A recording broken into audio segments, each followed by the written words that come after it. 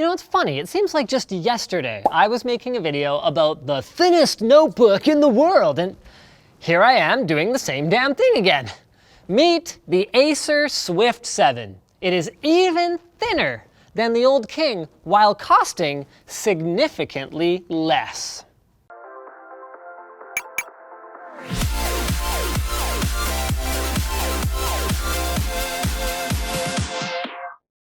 Cooler Master's Mastercase Maker 5 features their free-form modular system, allowing you to customize, adjust, and upgrade. Make it yours at the link in the video description. So naturally, today's video is going to contain a lot of comparisons to the previous thinnest notebook champion, the HP Spectre 2016. So let's begin then with the raw physical impressions. We will start, of course, with thickness or thinness. Is the Acer Swift 7 thinner than the HP Spectre? The answer is yes. Was it impossible for me to tell without running down to the workshop for a level or a caliper tool? Also yes. So then, it would appear that we've arrived at the point where declaring one's device to be thinner is purely an exercise in bragging rights as opposed to a meaningful advantage for the actual user. So let's move on then. On the bottom of the clamshell, we find a unibody aluminum design with an aluminum bottom plate that is more rigid in my hands and squeaks less while it flexes, making it feel more premium, but that ends up actually performing worse in my bend and see if it stays bent test than the Spectre's aluminum carbon fiber hybrid approach. With that said, it's definitely not the worst I've seen, so if you don't keep bowling balls in the same backpack as your laptop, this shouldn't be a huge issue, and Acer comes back swinging with the display. Get it? Swinging, like on a hinge? Anyway, while HP may be very proud of their fancy pants hidden hinge, in practice, Acer's more traditional hinge design gives the display less flex overall, and more importantly, brings screen wobble back down to a level that I would consider acceptable. On the subject of acceptable, let's talk about I/O. HP crushes Acer in this department with 2 Thunderbolt 3 ports, each capable of carrying a display, Thunderbolt, or USB 10 gigabit data signal, and a third 5 gigabit USB port that doubles as a dedicated power input, while Acer brings only 2 5 gigabit USB 3s to the back end of its Type-C connectors, with only one of them even capable of carrying a DisplayPort signal. I mean, this is still better than Apple's MacBook, because at least I can use either of the included adapters, HDMI or USB-A, and or third-party ones that I purchased at the same time as charging the device, and at least it's got, you know, a headphone microphone combo jack. But this is about as bare bones as it gets these days without being unreasonable IMO.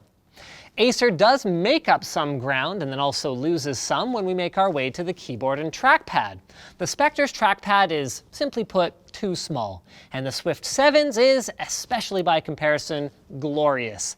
The extra width adds more convenience than I would have at first expected, and once I turned off enhanced pointer precision, which is trash by the way, and turned down the speed in Windows to a reasonable level, I was actually really impressed with it. The keyboard, though, is a bit more of a mixed bag for me.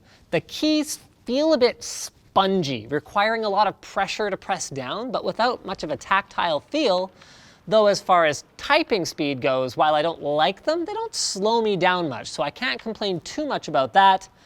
So I'll complain about the lack of a backlight instead. I mean, how many fractions of a millimeter would that have cost me here, Acer? No backlight. Which brings us, I guess, finally then to specs and performance. 8 gigs of RAM, DDR3 RAM by the way, a 256 gig SATA 3 SSD, which was a noticeable downgrade compared to HP's PCI Express based model, and for the CPU, Acer has gone a very interesting route here, opting for a 4.5 watt Intel U-class processor. So I've got a Core i5 7Y54 in mind, instead of a normal 25 watt notebook chip. But what does that mean for performance then?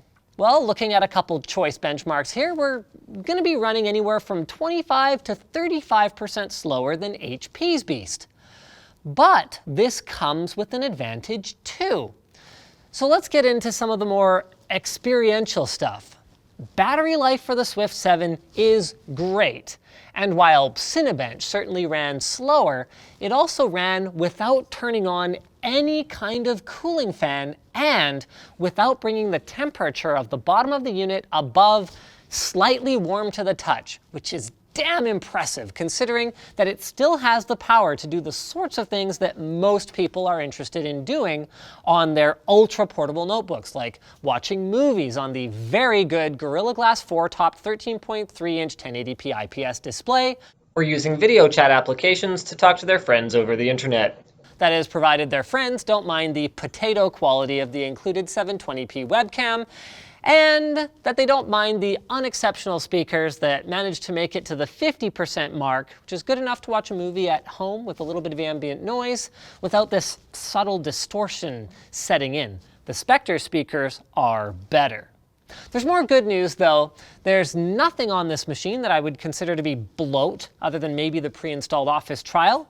The onboard MU MIMO 2x2 AC Wi-Fi solution manages easily in excess of 30 megabytes per second sustained transfers on a Wave 2 AC access point.